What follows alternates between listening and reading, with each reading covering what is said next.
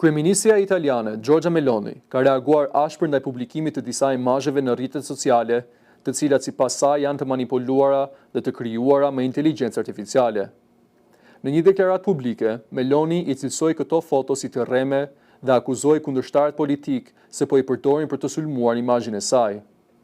Ajo u shpreh se imazhet janë paraqitur si reale, ndërsa në fakt janë të gjeneruara në mënyrë artificiale, duke theksuar se kjo përbën një formë të re dezinformimi. Megjithatë, në një ton ironik, kryeministria pranoi se në disa raste manipulimi e kishte përmirësuar pamjen e saj, por theksoi se problemi është shumë më i madh se sa një sulm personal. Sipas saj, fenomeni i ashtu quajtur deepfake përbën një rrezik serioz për shoqërinë, pasi mund të përdoret për të mashtruar publikun dhe për të dëmtuar reputacionin e kujtdo. Meloni paralajmëroi se jo të gjithë kanë mundësinë të mbrohen nga sulme të tilla, duke e bërë këtë fenomen edhe më shqetësues në epokën e teknologjisë së avancuar. Ajo bëri thirrje për më shumë kujdes nga qytetarët, duke theksuar rëndësinë e verifikimit të informacionit përpara se ai të besohet apo shpërndahet në rrjetet sociale.